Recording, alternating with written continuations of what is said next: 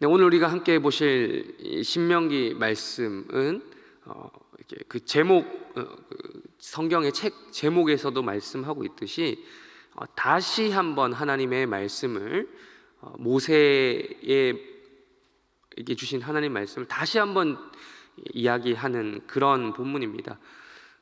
다시 명령, 다시 명령한다라는 것이죠. 그 명령 중에서도 오늘 신명기 16장은 하나님께서 출애굽기와 레위기 등에서 이미 이스라엘의 3대 절기 혹은 명절이라 불리는 유월절과 칠칠절과 초막절에 대해서 다시 한번 설명하고 계시는 본문입니다. 여러분, 우리가 다들 이스라엘의 3대 절기, 명절에 대해서 들어보신 적이 있으실 겁니다. 유월절과 칠칠절과 초막절, 물론 조금씩 다른 이름으로 불리기도 하지만 다들 한 번쯤은 들어보셨을 겁니다. 여기 특징이 있습니다. 3대 절기에 오늘 우리가 보고자 하는 특징은 우리 16장 1절로 한번 읽어볼까요? 먼저 또 읽어보겠습니다. 16장 1절 우리 다 같이 함께 읽겠습니다. 시작.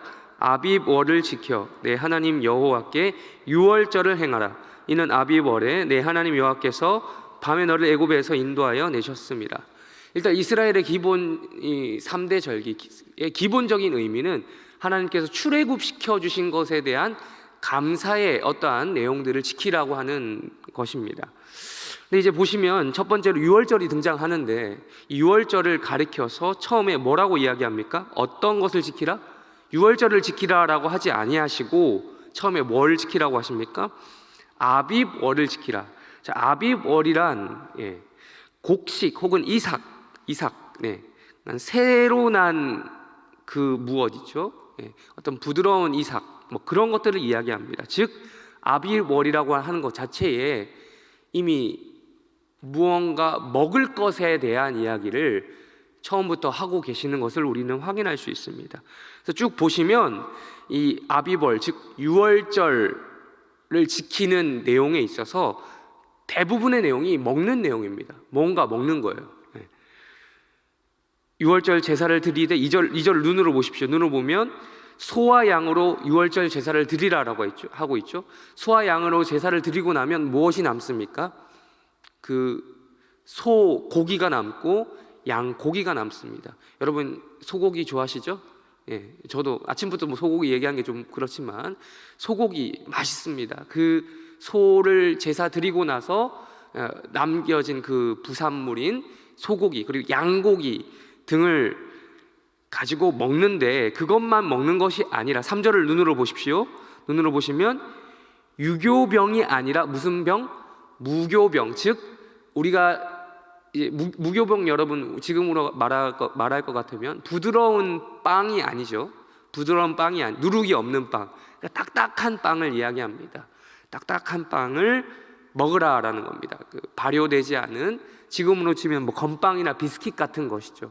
건빵이나 비스킷 같은 것을 고기와 함께 먹으라라고 합니다. 그러면서 3절에서 이렇게 표현합니다. 그 이유에 대해서 그것은 네가 애굽 땅에서 급히 나왔기 때문이다. 무교병이라는 것 자체가 발효시킬 시간도 없다라는 거잖아요. 출애굽함에 있어서 이스라엘 백성들이 아주 급속도로 빠져나왔던 것을 우리가 이미 출애굽기 말씀을 통해서 알 수 있는 것처럼 이렇게 무교병을 이 고기와 함께 먹으라라고 이야기하고 있습니다. 즉 우리가 유월절을 통해서 알 수 있는 것은 유월절을 통해서 이것만으로도 알 수 있는 것은 무언가가 이제 먹어야 된다는 거예요. 먹는 거. 물론 그 특징은 이제 이 소고기와 혹은 양고기와 함께 이 빵을 먹는 이 무교병을 함께 먹는 그런 것이죠.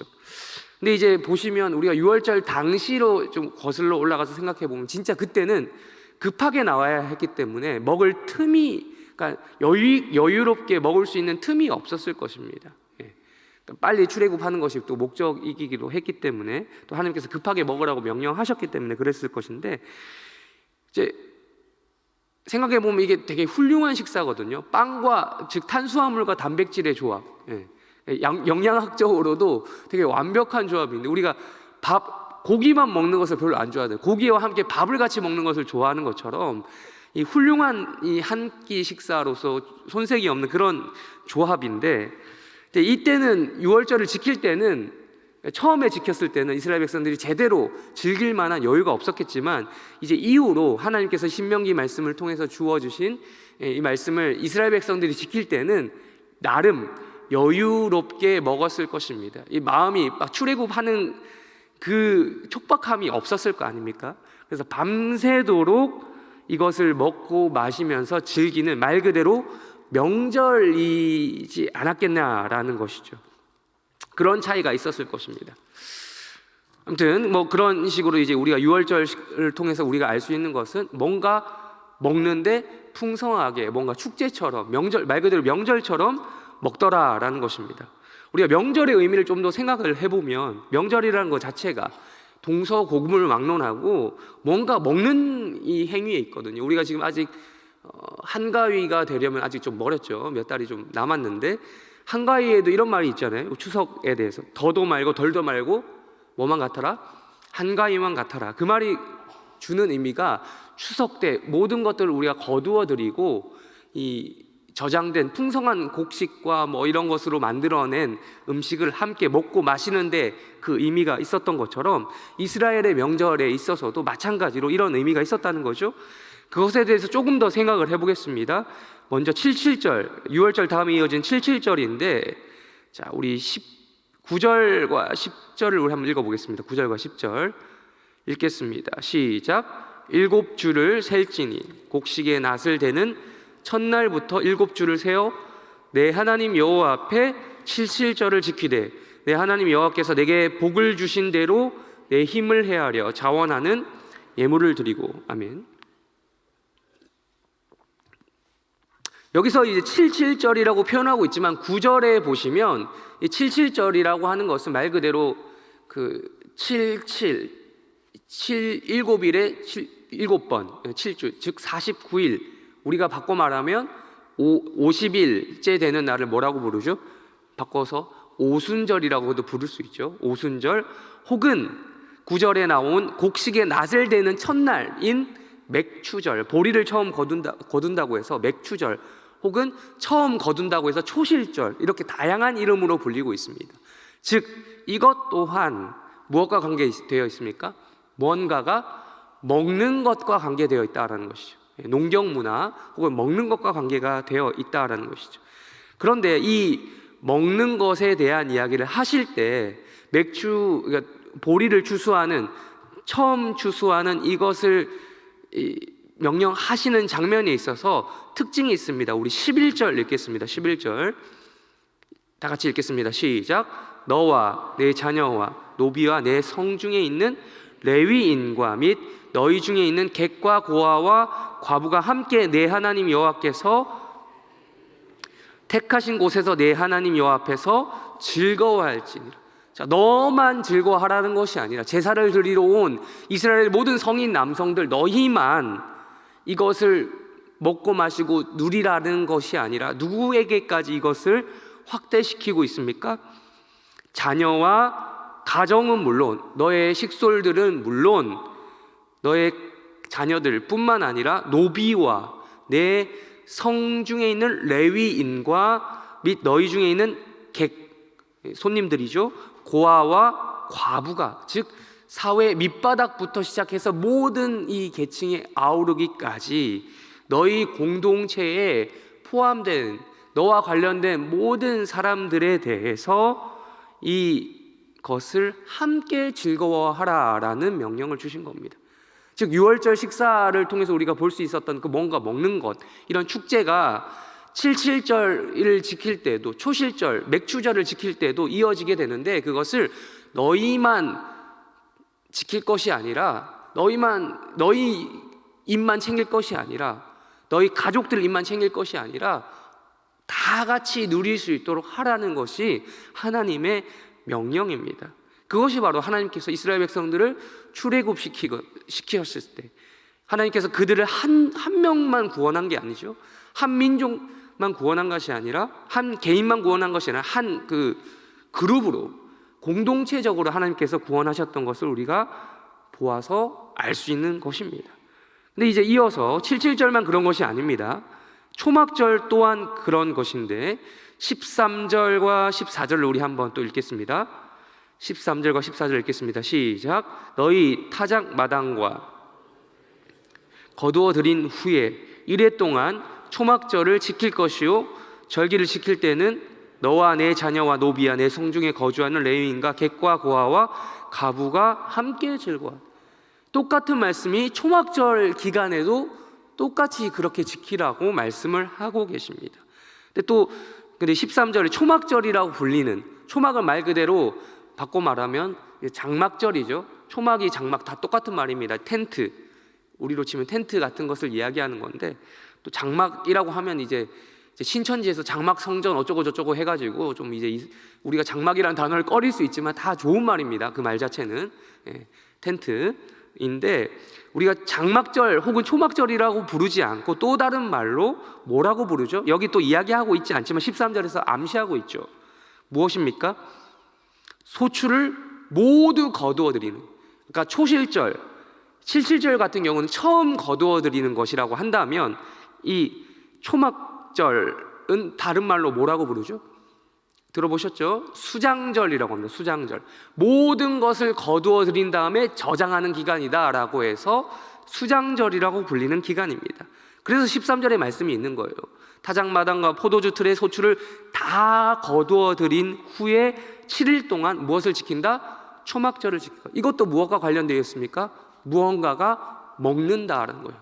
먹는 것을 너희들만 먹을 것이 아니라 14절에서 이야기하고 있죠. 또 나누어 먹으라는 겁니다. 먹을 것을 어떻게 하라? 나누어 주라는 거예요. 너희만 먹지 말라는 거죠. 그래서 이어집니다. 우리 15절도 읽겠습니다. 15절 읽겠습니다. 시작. 내 하나님 여호와께서 택하신 곳에서 너는 이레 동안 내 하나님 여호와 앞에서 절기를 지키고 내 하나님 여호와께서 내 모든 소출과 내 손으로 행한 모든 일에 복 주실 것이니 너는 온전히 즐거워할지.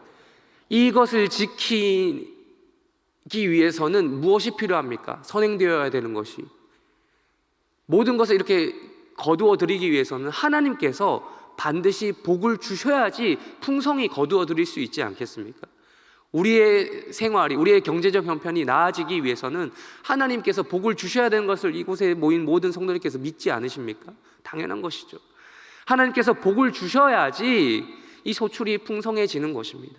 그것을 또 감사드리면서 하나님께 감사드리는 마음으로 하나님께 드리면, 또한 하나님께만 드리는 것이 아니라 이웃에게 드리면, 나누어 주면 더 이 복을 풍성하게 하게 해주실 것이다 라고 약속하는 것이 오늘의 본문 말씀의 요지인 것입니다. 그러니까 우리가 교회에 나오면서 신앙생활할 때 이 복을 감사하는 행위, 또한 지금 이때까지 받은 복에 대해서 감사하는 행위도 있지만 앞으로 주실 것에 대한 믿음을 가지고 바라보면서 우리가 또 감사하는 의미로 하나님께 받은 복을 미리 감사하는 그런 것도 있는 것이죠. 그런 의미에서 또 이웃에게 내가 지금 당장 형편이 좀 어렵다 할지라도 하나님을 믿는, 신뢰하는 마음으로 또 이웃에게 나눠줄 수도 있는 것이죠. 이게 우리가 교회에 모이는 우리 성도들이 매주 주일마다 일어나야 될 나눔인 것입니다. 은혜를 나누고 복을 나누고 하는 물질적인 형태로 또 혹은 영적인 형태로 이런 것들을 나눈 것들이 필요하다는 것이죠. 우리 16절과 17절 읽겠습니다. 아까 처음에 읽었던 말씀입니다. 읽겠습니다. 시작. 모든 남자는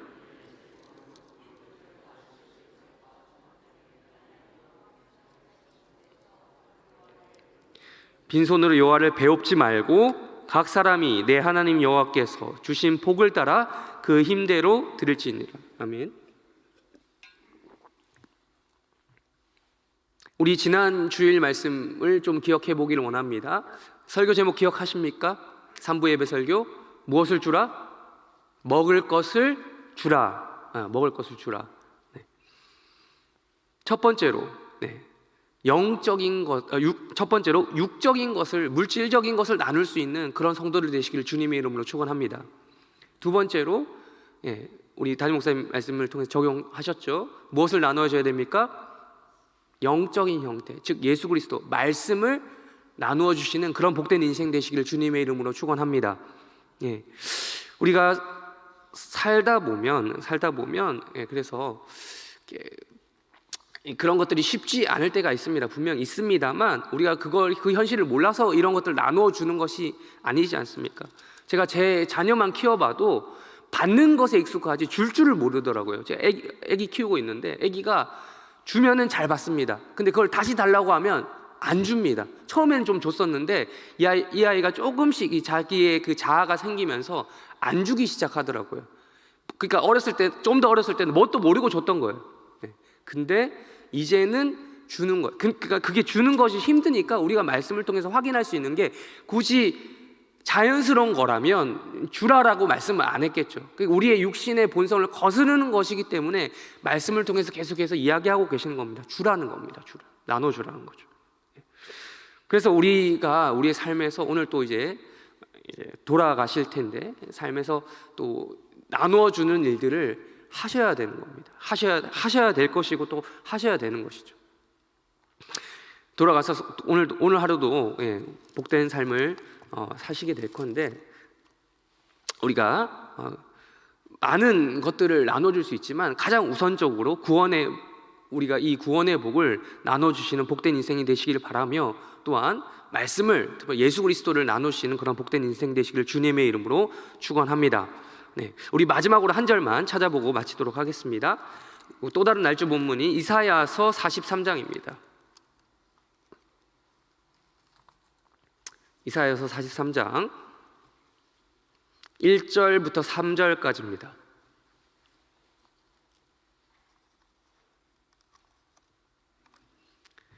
읽겠습니다. 시작. 야곱아 너를 창조하신 여호와께서 지금 말씀하시느니라. 이스라엘아 너를 지으신 이가 말씀하느니라. 너는 두려워하지 말라. 내가 너를 구속하였고 내가 너를 지명하여 불렀나니 넌 내 것이라. 내가 물 가운데로 지날 때에 내가 너와 함께 할 것이라.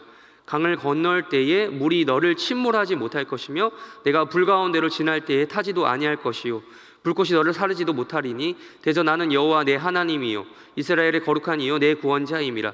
내가 애굽을 너의 속량물로 구스와 스바를 너를 대신하여 주었노라. 아멘. 네, 그렇다면 우리가 무슨 복을 받았으며 무슨 복을 나눠줄 수 있을 것인가?